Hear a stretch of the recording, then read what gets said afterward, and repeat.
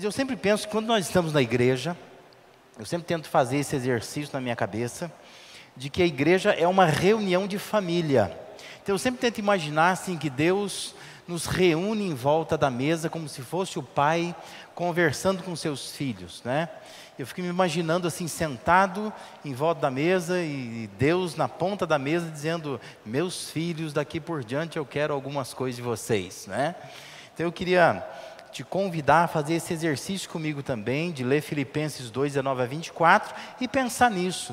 Deus quer nos dizer algumas coisas, apesar das coisas que estão acontecendo aí fora, no país e no mundo, mas Deus também está preocupado com a nossa saúde espiritual, né? Não apenas com a nossa saúde física. E eu quero conversar um pouco com você sobre isso nessa noite. Quando eu idealizei o tema, né? Acho que na quarta-feira mais ou menos, eu achei que eu estava sendo o máximo, né?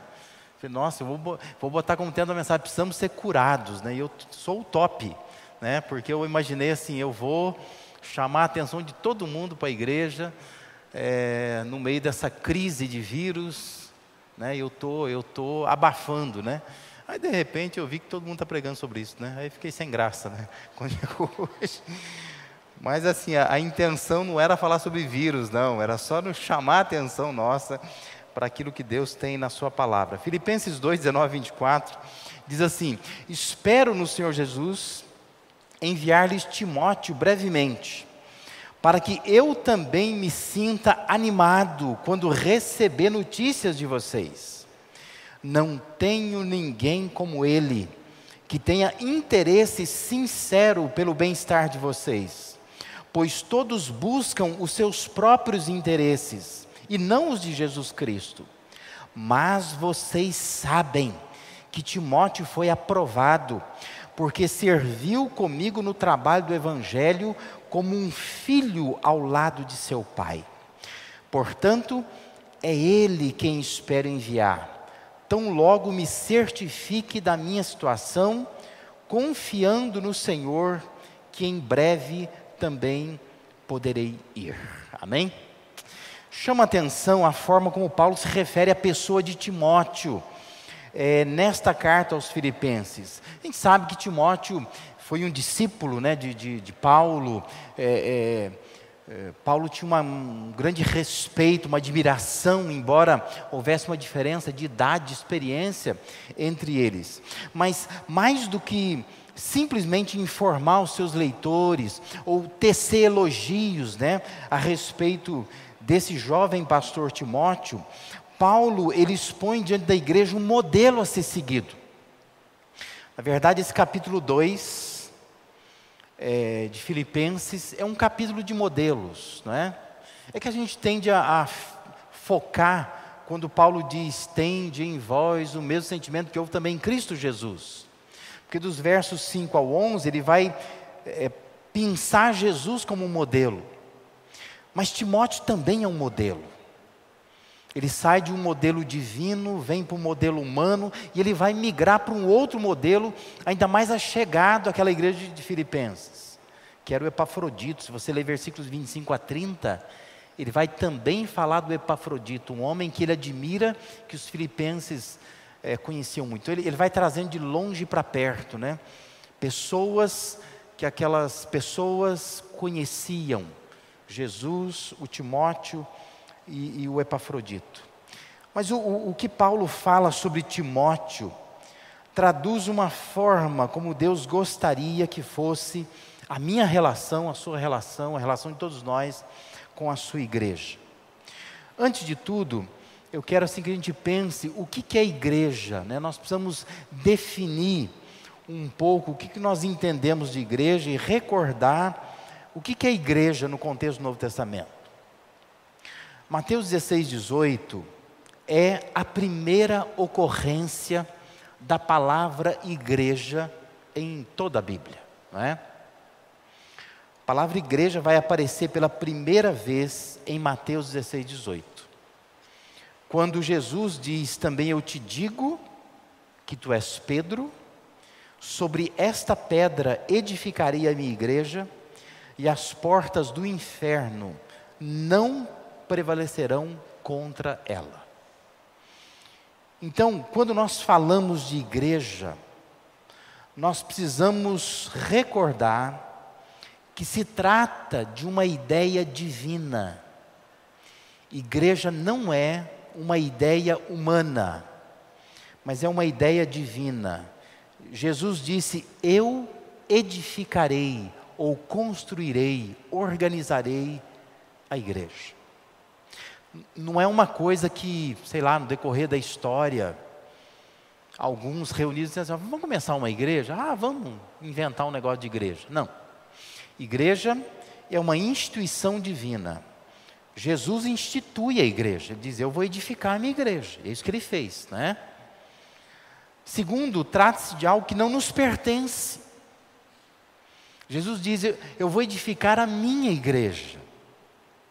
Não é a igreja do pastor X, do pastor Y, né? Eu acho engraçado, algumas igrejas, você passa na porta delas, está lá, igreja do poder total de alguma coisa. E aí diz assim: do pastor fulano de tal, né? A igreja é dele, a igreja tem a cara dele, a igreja tem lá a foto dele, não é? Mas a igreja não é de pastor nenhum, a igreja não é de ninguém. A igreja pertence a Deus, pertence a Jesus Cristo. Eu edificaria a minha igreja, né? A igreja é dele, nós precisamos entender isso. Terceiro, justamente por tratar-se de uma igreja que foi idealizada por Deus, quer dizer, Deus que institui, e a Ele pertence, não sendo nossa, ela foi desenhada para vencer, foi projetada para isso. Por isso que Jesus diz que as portas do inferno não prevalecerão contra a igreja. Então a ideia de que a igreja está avançando contra o inferno, e o inferno não resiste à igreja. Porque essa igreja foi montada por Ele, idealizada por Ele, pertence a Ele, e ela vai vencer. Se a igreja fosse nossa, inventada por nós, seria derrotada com certeza, não é? Mas é uma igreja de Jesus, né? Então assim, entendendo essas coisas, nós precisamos olhar para a igreja em duas dimensões, são importantes a gente entender. A primeira dimensão é entender que a igreja ela é um organismo. A igreja é organismo e organização. A igreja é um organismo porque ela lida com pessoas acima de coisas. A igreja pensa em relacionamentos. A igreja, ela pensa em transformação de vida, em evangelização. A igreja é um organismo. E o organismo, ele é fundamental na igreja. Porque nós não lidamos só com prédios, com negócios, com dinheiro. Não, igreja é sobretudo um organismo. Mas igreja também é uma organização. A igreja ela está dentro de uma cultura. A igreja, especialmente no nosso contexto, ela tem uma inserção urbana. E por ter uma inserção urbana, exige uma excelência administrativa, né? A igreja tem que cumprir leis, tem que obedecer leis. A igreja tem que ter regras, ela tem que seguir especificações legais, porque isso honra o nome de Deus, porque ela é uma organização, por isso nós lidamos com dinheiro, com prédio, com corpo de bombeiros, com alvará, uma série de coisas, né? Nós não podemos simplesmente dizer assim, não, a igreja é organismo, e a gente vai caminhar do jeito que a gente quer. Não pode, porque nós estamos inseridos numa vida urbana, e a vida urbana requer isto, não é? Requer que se acontecer algum incidente aqui dentro, por exemplo, as pessoas possam sair daqui, possam ser salvas, né? Porque se der um rolo aqui dentro, né?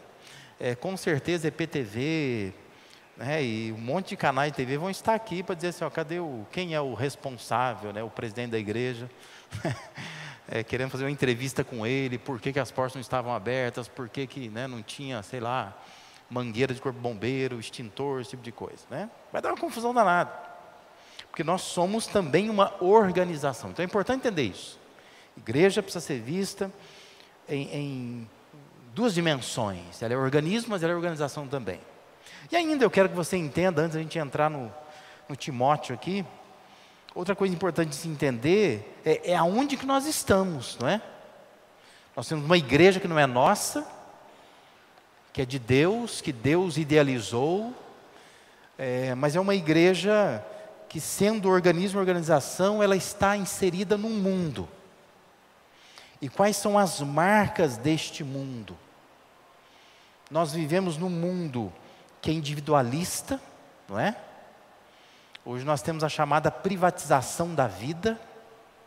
Cada um tem uma vida privada e diz assim, não se meta na minha vida, né? A vida é minha. Eu tenho a minha rede social, o meu quadrado, o meu jeito de viver, você não se envolve comigo. Antigamente era mais fácil ser pastor, por exemplo, né? Você dizia alguma coisa, como pastor da igreja, as pessoas obedeciam isso, né? Agora diz assim, não, o pastor está falando, mas eu penso diferente, né? Porque as pessoas não têm mais essa visão de que nós temos vida comunitária, coletiva. Não, a vida é minha, ninguém se mete, né? E hoje é assim, se você disser assim, não, aqui na igreja tem que andar desse jeito, a pessoa pega, eu vou na outra igreja, que a outra igreja me aceita, e por aí vai.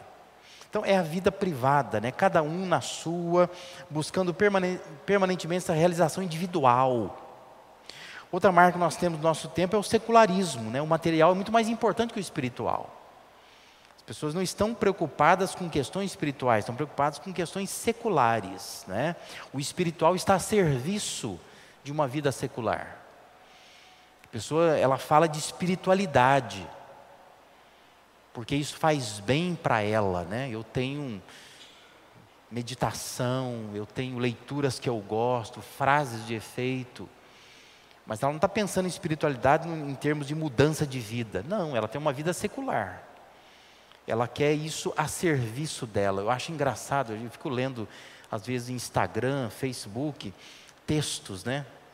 De pessoas que não vêm na igreja, não tem nada a ver com igreja, mas elas escrevem textos sobre igreja, sobre Deus. E elas têm a sua igreja, o seu Deus lá na caixinha delas, né?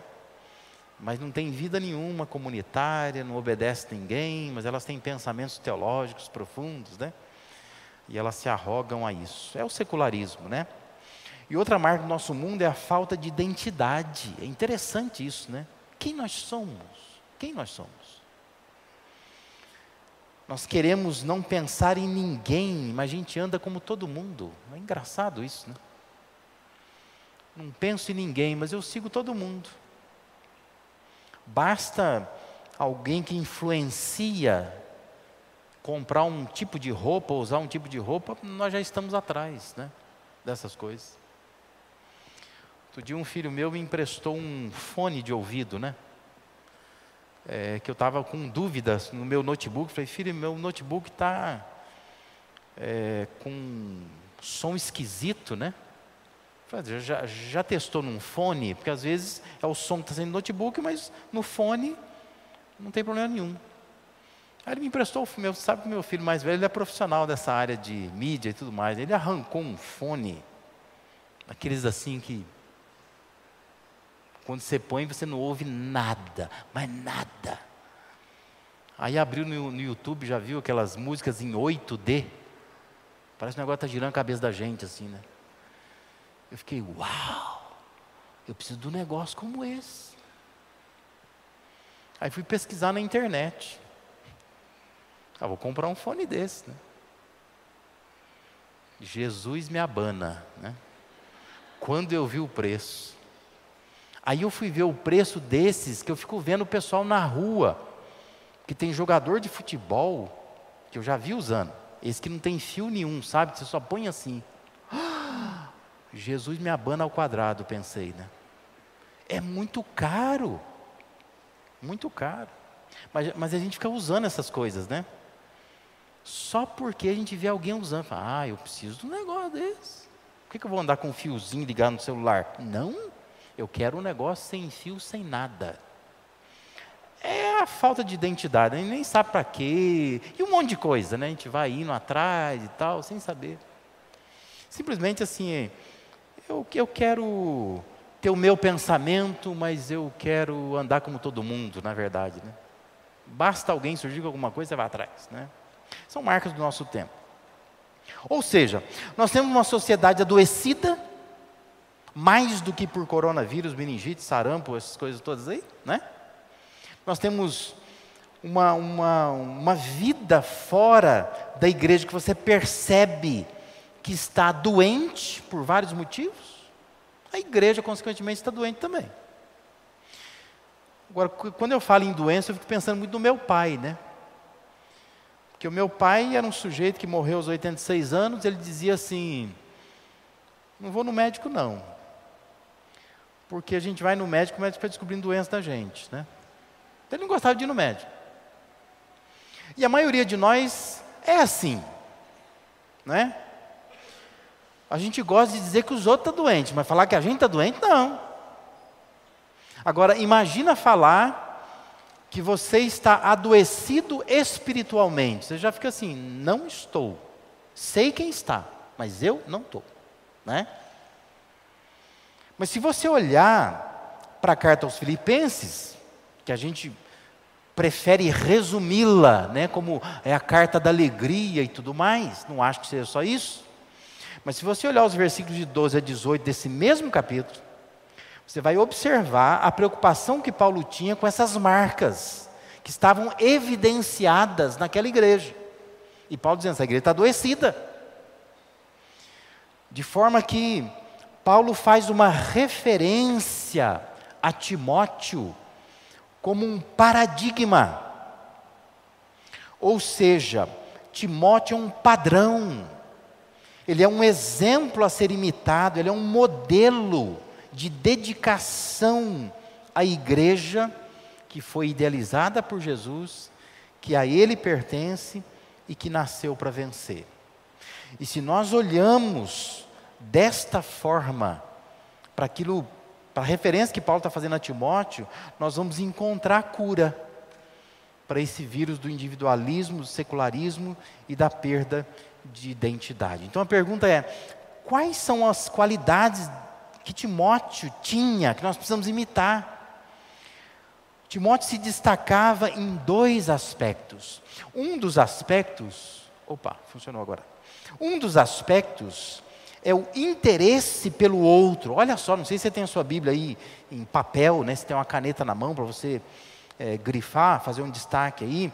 Mas o versículo 20 e 21, Paulo diz assim, não tenho ninguém como ele, né? Destaque na sua Bíblia aí. Não tenho ninguém como ele, que tenha interesse sincero pelo bem-estar de vocês, pois todos buscam os seus próprios interesses, não os de Jesus Cristo. Paulo ressalta uma qualidade em Timóteo, que é essencial na vida do cristão, que em outros lugares nós vamos nomear isso de uma outra forma. Porque o que Paulo está dizendo aqui, esse interesse que Timóteo tem pelo outro, pode ser chamado de renúncia. É quando você se renuncia a si mesmo e pensa numa causa maior que você mesmo, né? E ele diz que Timóteo era assim, ele se devotou a uma causa, de modo que ele se esqueceu de si mesmo. Paulo está dizendo, eu não tenho ninguém como ele. Timóteo é especial, é excepcional, ele é único. É o que Paulo está escrevendo. Dentre o colégio, né, de missionários, de pastores que ele tinha, que trabalhava com ele, que ele cita esses nomes em outras cartas. Mas ele diz assim, Timóteo, eu não tenho ninguém como ele. O que eu estou mandando para a igreja ali no meu lugar, é alguém excepcional, é alguém especial. E o motivo disso, Paulo diz, é porque ele pensa demais nos outros. Eu preciso de alguém assim aí. Eu não posso ter alguém aí que fica pensando em si mesmo, em ganhar dinheiro, em lucrar, em ter a sua própria soberba alimentada de alguma maneira. Não, Timóteo não é assim. Timóteo é uma pessoa excepcional, e Paulo está dizendo, eu estou enviando alguém assim, alguém que tem um interesse pelos outros, um interesse por vocês. Queria que você pensasse um pouco na sua relação com Deus. Como que é a sua relação com Deus? Sua vida é marcada por renúncia. Você renuncia de fato. Você tem interesse sincero pelo outro. Você vem à igreja assim, pensando, eu tenho interesse sincero pelos outros. Você é alguém excepcional, alguém especial. Alguém que não pensa só em você mesmo. Porque é fácil para nós tornarmos algumas ações para Deus em favor de nós mesmos, né? Eu faço porque isso, de alguma maneira, alimenta a mim mesmo. Mas eu não tenho real interesse pelas pessoas, né? Eu não estou preocupado com elas. Eu estou preocupado no benefício que elas podem me trazer. Lembra que o Evangelho essencialmente é renúncia. Se você olhar para Mateus 16, 24 a 26, Jesus diz aos seus discípulos: se alguém quer vir após mim, a si mesmo se negue. Tome a sua cruz, siga-me. Porquanto quem quiser salvar a sua vida vai perdê-la. Quem perder a vida por minha causa vai achá-la. Pois que aproveita o homem se ganhar o mundo inteiro e perder sua alma? Ou que dará o homem em troca de sua alma? É curioso quando você vai para Marcos 10, 28 a 30, diz que Pedro, o apóstolo Pedro, começou a dizer-lhe: eis que nós tudo deixamos, falando para Jesus, né? Nós tudo deixamos e te seguimos. A resposta de Jesus foi: em verdade vos digo que ninguém, que tenha deixado casa, irmãos, irmãs, mãe, pai ou filhos, ou campos por amor de mim, ou por amor do Evangelho, que não receba, já no presente, o cêntuplo de casas, irmãos, irmãs, mães, filhos e campos, com perseguições, e no mundo por vir, a vida eterna. Jesus diz: todas as pessoas que renunciam por amor ao Evangelho serão abençoadas, aqui e no porvir. Deus vai abençoar.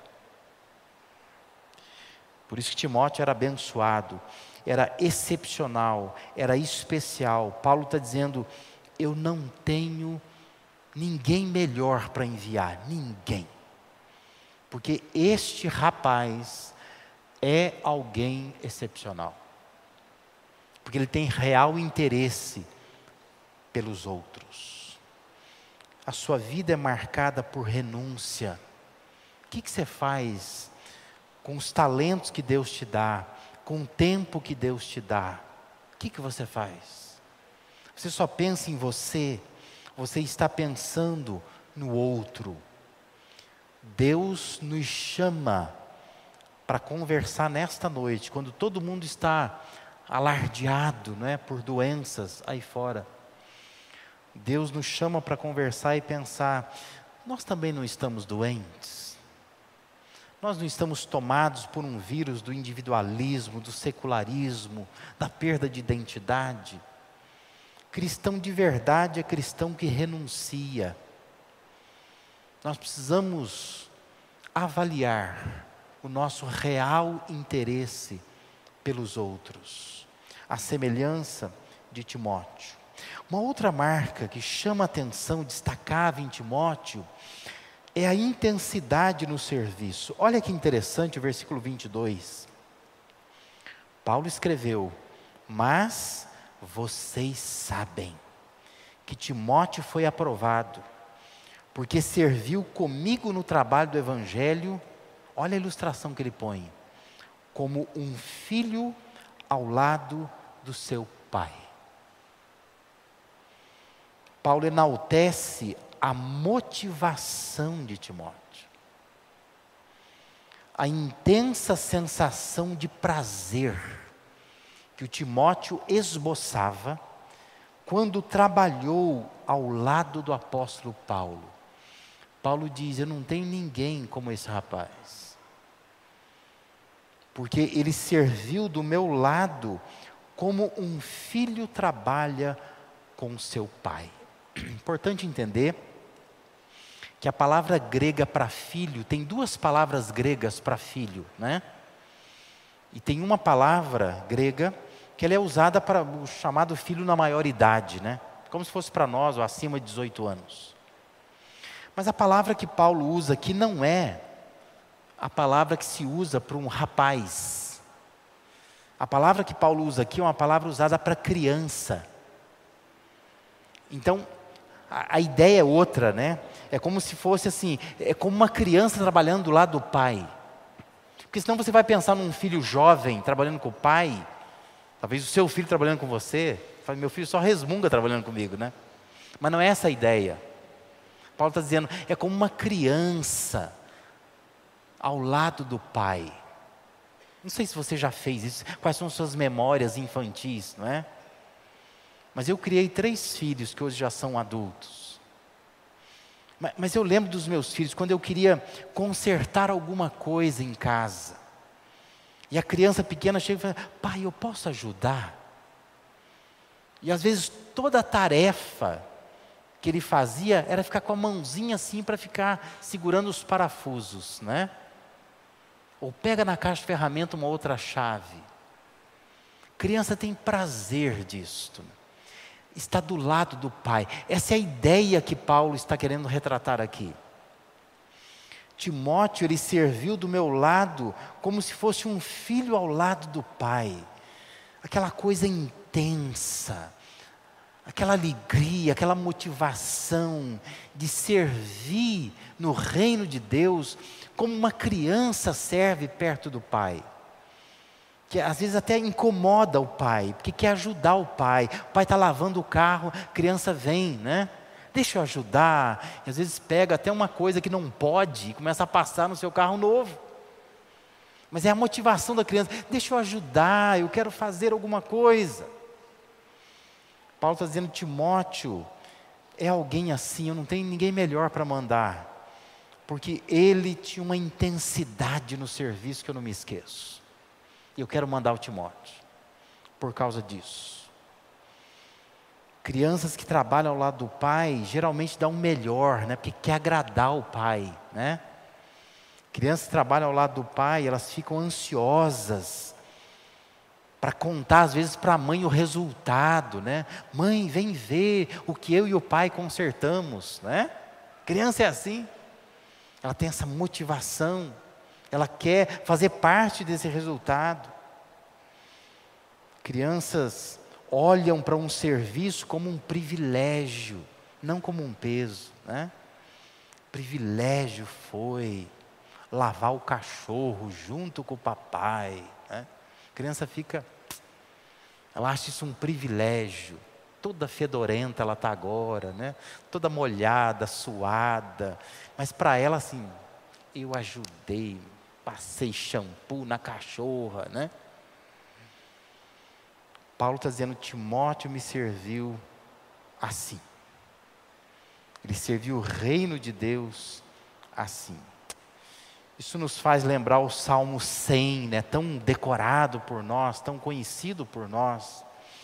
Quando lá no Salmo 100 o salmista diz, celebrai com júbilo ao Senhor todas as terras, servi ao Senhor com alegria, apresentai-vos diante dele com um cântico, sabei que o Senhor é Deus, foi Ele quem nos fez, dele somos o seu povo, o rebanho do seu pastoreio.